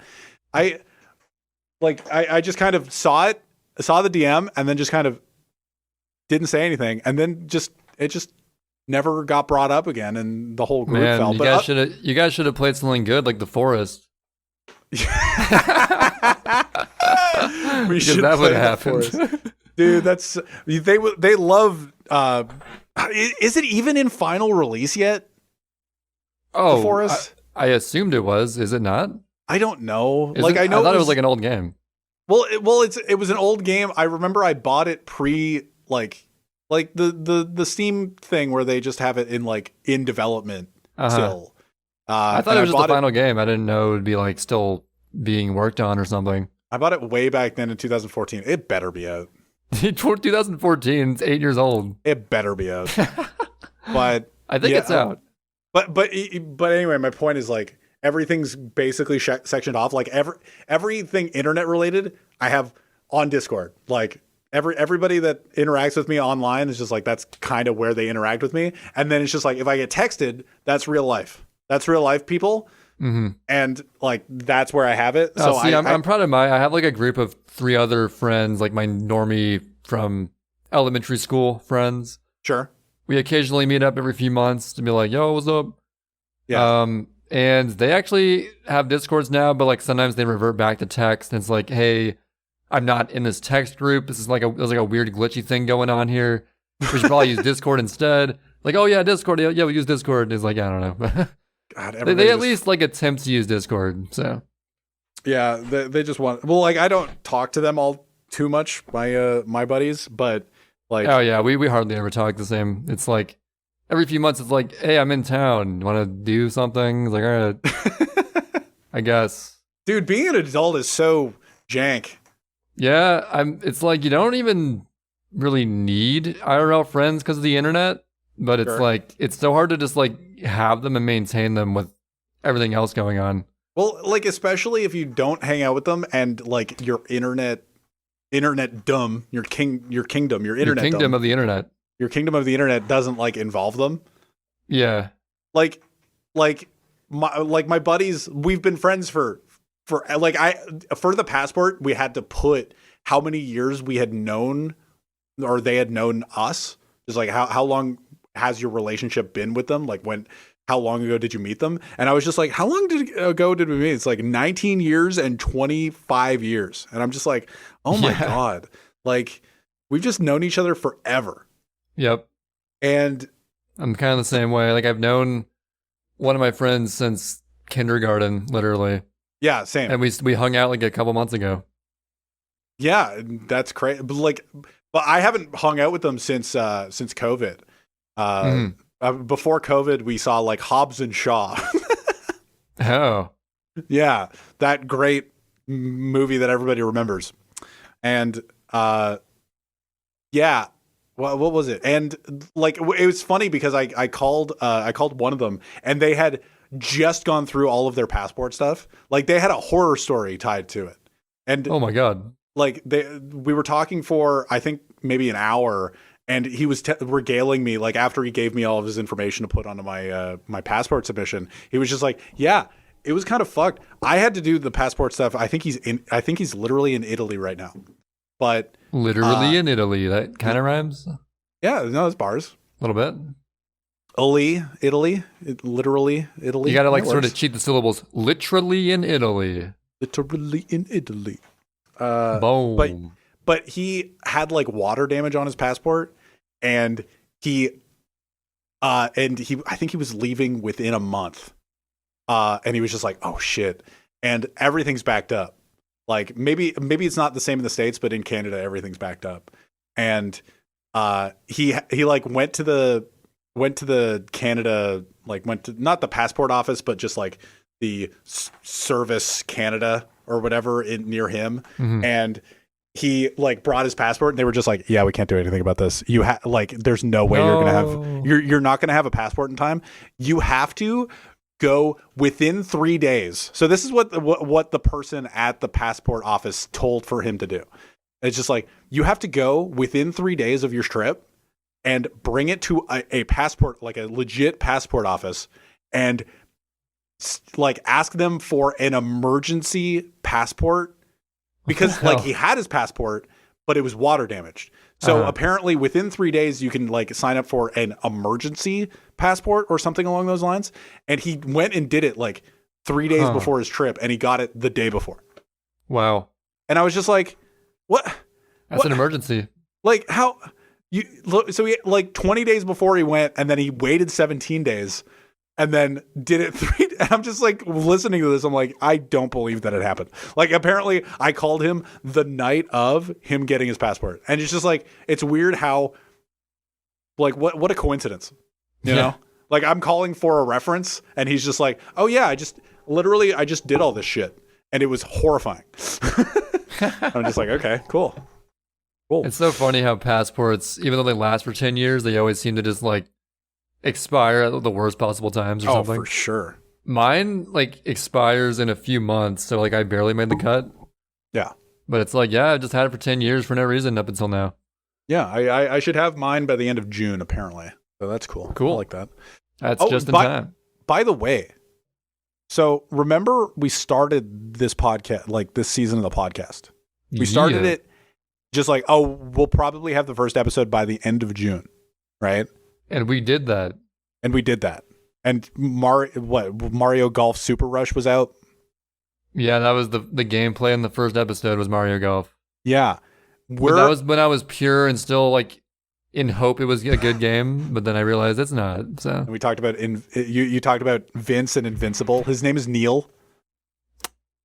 Is it? I thought it was like Matt or something. Mark. Yeah, where does Neil come from? It's Mark. I don't know. I thought it was Neil for a sec. But yeah, so we're encroaching on the start of June. So this is the third last episode. Oh wait, last week's description has 46 in it. Does it? Yeah. Uh-oh. I messed up. Oh no, I will fix it right now, mid-pod. Mid-pod? Fix the description? Dope. This is going to be hype. This is take 48 of the first episode of season 2. So yes. So and we're coming up on the end. We have 2 more episodes left. I assume that we're done. I'm just doing like general wrap up. I have one more thing. Anime. Oh, manga? I've been watching. Well, yeah, manga too. I've actually been reading Dragon Ball Z if I can at work. Sure. That's neither here nor there though. Anime. Code Geass. Code Geass. Yeah. I'm actually super into it, and I'm like halfway through season 1. Yeah. I just saw the episode where he's kind of, to not spoil anything, at gunpoint 2 different ways. With a certain woman and a certain crazy dude. Yeah. That was a crazy episode, by the way. Yeah. I got like a lot of Death Note vibes from this show, because the main character, like, he's a very, he's like kind of a super genius, very manipulative, and because he's like, oh, he's a chess master or whatever, he can apply that to the mechs doing shit. Yeah. But like everything he does has a consequence that's negative, but he's trying to do it for a good purpose for his blind sister or whatever. Do you agree that it's not really a mech anime? Yeah. It's the mechs are there, but it's not the main focus of it. No, yeah. Even though like the mech combat does look pretty cool. Like when it is dope. Especially, it's always dope when like I forget the red-haired lady's name. Karen. Yeah, she gets that newer mech that can just like squeeze stuff. And it just like overheats and explodes. It's like, what the fuck? She just has a heat arm. Yeah, the heat arm is crazy. Yeah. But yeah, I'm super into it. I'm into it more than Neon Genesis Evangelion for sure. No. Okay. Don't say that out loud. All right. I got many comments directed at me about what I said about that. Apparently the last 2 episodes are the way they are because there were like budget constraints on the animation and stuff, which is fair. And everyone recommended, oh, you got to watch End of Evangelion, the movie, to understand the ending fully and stuff. And you know me, I'm like, yeah, I'll get around to it, but I probably won't in the near future. Yeah. I'm just kind of like, and you know, I didn't give the show enough credit. I really did enjoy Neon Genesis. Like the earlier parts had really good build up, and I just enjoyed the simple episode to episode stories they had were good, and like what they did to take down the individual angels and stuff. I enjoyed it. Just the ending was just like, what the fuck, a little bit. Sure. But yeah, Code Geass. KO. It's Callan, by the way. What is? The red-haired woman. Callan, yeah. Callan. I'm like the worst with names, especially. I already suck with names. when it's Japanese names, I'm even worse. So it's like, God damn, this is tough for me. It's tough. But Lelouch, the main guy. Lelouch. Lelouch or Luch? Lelouch. Lelouch. Lelouch Lamperouge. It's a memorable name because I've never seen this name in my entire life. Yeah. Yeah, I'm really enjoying it. KO always has banger anime requests, I guess, or recommendations. Yeah, he was the one that recommended Madoka to me and Code Geass to me. Yeah, and you know what? They've both been really good. So yeah, Code Geass is dope. Thank you, KO. They're both animes that like do pretty well on rewatches. Oh yeah, I bet. Understanding what will happen later gives context to earlier stuff. Yeah, there's definitely some things in Code Geass that does that. It's not like I don't think I rewatched the first season, but like I definitely rewatched like the second season because of like what happened later on. And I was like, "Oh, okay." Just to like understand bits and pieces, because there's actually like small details in the beginning of season 2 which are really cool that you might just kind of glance over. I probably will, because I'm very dense and I'm lost in Subnautica. So yeah. Dude, it seems like so much stuff happens in each episode that I'm like, it feels like it's almost wrapping up, but I'm like only halfway through season 1. What else can they do? This is crazy. Like stuff is always happening. It seems like it's just ramping up. It's just ramping. Yeah, they're always up in the stakes. It's fun. It's a fun show. I really like. Yeah, I'm really enjoying it. But it's so funny because you're just like, oh, it's ramping up the stakes. The cat episode. Oh my god, banger! Because it's like all this trouble is caused by this one cat, and somehow everyone gets like over the PA. It's like, if you find this cat, you get so much, because they think it's going to be like, you get kissed by every member of the student council. That's yeah. And it's like, this is the shit that happens, and like the way it ends, he almost pulls like a Seto Kaiba, like pretending to kill himself to like distract the other guy enough to. And like the cat loses the mask, and he's like, "Oh, now we can get the cat." we can do it. Yeah. It was just, oh my god, I love that episode. There are definitely some break episodes in Code Geass, but like that episode didn't necessarily have to happen. No, but I mean, it sort of showed the dynamic of those two characters a little bit more. And for like off episodes that aren't like heavy plot. That aren't really like fundamental to the plot, I guess. It's nice to like just show some character development. It's really cool. Like, there were a lot of those in like Stargate to like really shift from Code Geass to Stargate. Like, well, I mean, they're both like sort of sci-fi, you know. Sure, I guess to some extent, yeah. But like having those like one-off episodes where you just get to showcase the characters versus like, oh, ticking clock.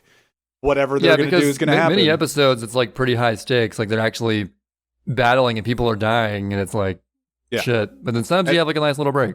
So. Yeah, it's nice to just like give the characters just like who really like there's some drama because but there's also like it was super high stakes because like if they found this cat, his secret will be revealed to everyone. Like it's actually very tense, even though it's so silly.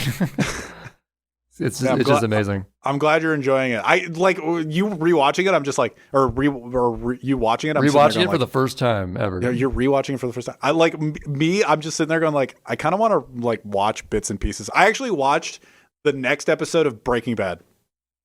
Oh wait, how far are you in that? I'm 4 seasons and 3 episodes now. So you're trying to actually? Oh, you got to episode 3 of season 4. Yeah, I watched season 3 of episode 4. You know, season 4 was my favorite season of that show.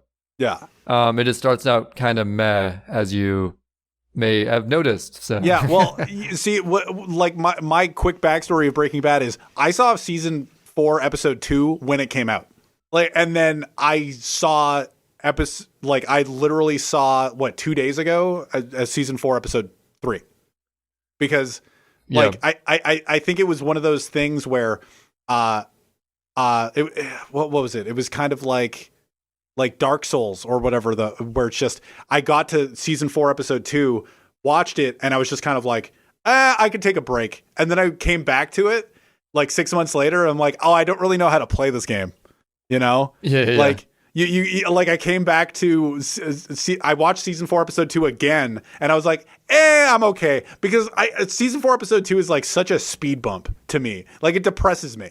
Isn't it? Half of it's just like that party happening. Yeah, with Jesse Pinkman, he's just sort of losing it a little bit. Yeah, he's just going insane. And you know what? You know how little they talk about Jesse in season 4 episode 3? Not very much. Like they show the little bit of the party again, and I'm like, oh, I remember this. And then like they show him on a go-kart track going around and screaming, and I'm just like, okay. And then they cut away from him, and it's mostly like Hank's. Is it Marcy? His wife. His wife. Yeah. I don't remember. It's been so long since I've seen it. But it's just like, and she's like stealing. Yeah. That's what she does. Yeah. Yep. And I like, this is the intro to it. I'm just like, oh, this is more interesting than Jesse Pinkman just like depressed in his house. Like, like the visual at the end of season 4 episode 2 is like so memorable to me because he's just like sitting in front of the speakers rocking back and forth. But like, I've seen it twice, and I've just it's been the visual that I'm like, yeah, I don't need to watch anymore. Like I'm okay, like that kind of thing. But speaking of season 4 of the universe Breaking Bad takes place in, Better Call Saul, season 6 has been out for a while now, I guess. Yeah, I watched up through all of season 4, like the end of season 4, because that was all that was up on Netflix about a year ago. And I'm kind of in the same boat where like, I'm debating on, do I just pick up where I left off on season 5? And would that be cool? Or like, should I rewatch from the beginning again so I don't forget anything? Like, I don't know what to do for that. I think like it's different with video games and shows. Like, I think it's different. Sure. Yeah. I think with video games, restarting can be fun, but I think with shows, it just feels like work. Yeah, I think I may just need to like read up on a synopsis again to like remember the little more the more details I might have forgotten over like the past year not watching it. And then start up with season 5, see if I'm like confused at all, like if I forgot like who's that guy again, or I'll probably remember. But I think one morning, like the other morning, I was just sitting there going like I've heard a little bit of conversation about Better Call Saul season 6 actually. Yep. So I was just like, I'll try to like watch Breaking Bad, and I had the like split second thought. It's like, should I start again? And I'm just like, there's no shot I am starting. Yeah, you're Breaking not going Bad to get from the through beginning. 3 seasons of that again. Like, there's no shot that I'm getting all the way back up here. It's like, fuck it. That's exactly where I am with Better Call Saul, and I remember enjoying Better Call Saul, and it actually getting, for the most part, progressively better as it went. Yeah. So I was like, pretty pumped. I was like, oh, season 4's done. And season 5 is not on Netflix. All right. Well, I guess I'm just gonna do nothing until fucking.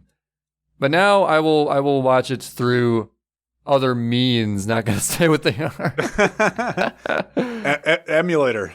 I would never download a car, guys. I would never emulate a video game. Oh, I guess final note to wrap up on. Something funny about my new PB in Sunshine. Yeah. I got it the same moment that I completed The Legend of Zelda Minish Cap, only playing it during intro cutscenes. That is so funny. What a crazy coincidence. And I already have my next game lined up for the next intro cutscenes. Leak? I've already said what it is. It's Drill Dozer. Oh, I don't know what that is.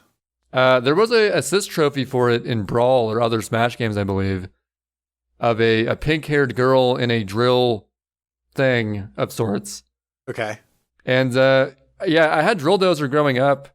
I remember we bought it because back then we actually used to get Nintendo Power magazine. Mm-hmm. And this game actually got a 9 out of 10 in Nintendo Power. So I'm like, oh, that's intriguing. And it's actually made by Game Freak, the Pokemon company. Oh, yeah? So we're like, oh, okay, fucking get that. And I think as a kid, I actually 100%ed it and enjoyed it quite a lot. So I'm going to play through Drill Dozer again during intro cutscenes, see if it holds up, and I'm sure it will. So that is crazy that beating Minish Cap like worked out so perfectly to end when you got that run. But it would have theoretically spamming last stream could have been correct. It could have been the last stream because like I finished Minish Cap, I finished this. Like what else is there to do, right? That's it. It's just like, hey, imagine you end that, get King Boo cycles like double cycle skip in the same stream. It's like, oh, yeah, okay, well it's all done. It's over. You know, the same thing almost happened to me with the Pack Attack puzzle mode where it's like 100 puzzles. Sure. I believe I was like in the 90s of puzzles when I want to say my 115.19, might have been a different run, I don't remember. Oh, yeah. And then I remember after that PB, rest of the stream was just finishing the rest of puzzle mode, and then that was it. So things seem to line up really well with the game I'm playing for some reason. It's weird. It's almost like it's fate or something. Anyway, How did you like your experience of playing Legend of Zelda Minish Cap for 3 minutes at a time? You know what? I enjoyed it. I think it's got a lot of charm to it. The discovering secrets in the game is always rewarding because there's, Minish Link, you can be really small and go into nooks and crannies, and there's like regular size Link. And the kinstone system is kind of cool. You can always, with almost every NPC, you can fuse with them, which makes something happen in the world, like a golden enemy shows up somewhere, which gives you a lot of rupees, or a tunnel to a heart piece shows up somewhere if you fuse with someone else. Sure. And just that whole system is pretty fun to work with. I didn't 100% the game because, again, I was playing in 3-minute segments. That'd be kind of tedious. 100%ing a game is not conducive to this form of playing games. No. I did beat the game when I had like 16 hearts, so I guess I was, 16 heart pieces out or whatever. Mm-hmm. I did quite a bit of stuff in it, though. And, I beat all 3 phases of Vati. There's like 2 phases and like a fake out, then a 3rd phase. Oh my god. And honestly, kind of a tough final boss. And it was kind of funny. I got to the room. There was a certain room in the final dungeon, which is the Dark Hyrule Castle.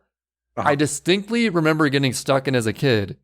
And when I got to that room in this playthrough, I remembered exactly the room. I was like, this is the room I got stuck in. This is it, right here. Yeah.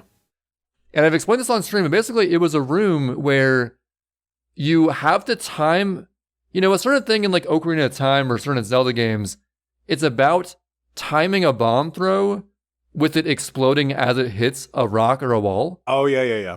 Because there's like a bottomless pit or something. You have to time your throw, and then it explodes when it hits the wall and blow it up. There is a fair bit of that in Ocarina of Time. Yeah. And basically, there is a room like that in the Dark Hyrule Castle. And you're probably thinking, well, then why not just do that as a kid?